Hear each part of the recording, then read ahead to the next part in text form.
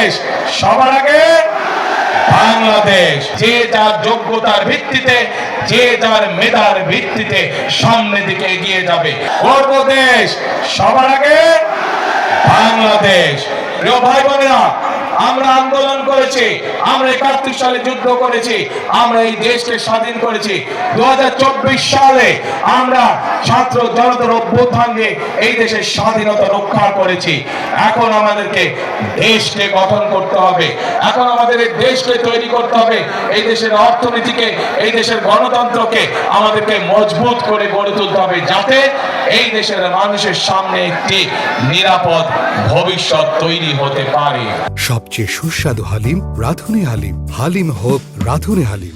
প্রিয় ভাই বোনেরা, ৭১ সালে আমরা যখন যুদ্ধ করে দেশ স্বাধীন করেছিলাম, তখন আমরা দেখিনি কে মুসলমান, কে বৌদ্ধ, কে হিন্দু, কে খ্রিস্টান।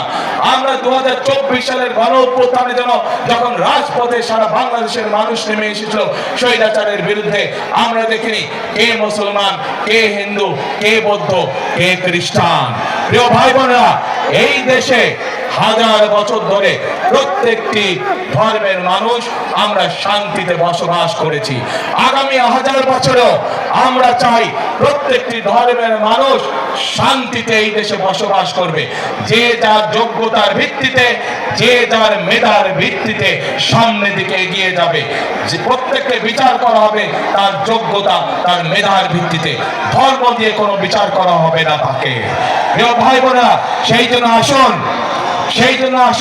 সেই রকম একটি বাংলাদেশ যদি গড়ে তুলতে হয়, তাহলে বিএনপি ইনশাআল্লাহ আপনাদের পাশে আছে।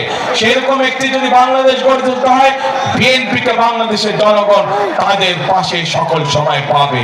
কাজে আসুন আমরা আমাদের সেই প্রত্যাশিত বাংলাদেশকে গড়ে তোলার জন্য আজকে এই জনসভায় শপথ নিই। এই জনসভা হোক আমাদের সেই শপথের জনসভা, যেই জনসভায় আমরা শপথ নিব আমরা আগামী দিনে একটি নিরাপদ বাংলাদেশ গড়ে তুলব, যেই বাংলাদেশের সকল ধর্ম মতের মানুষ একসাথে কাজ করবে, একসাথে দেশকে আমরা গড়ে তুলব।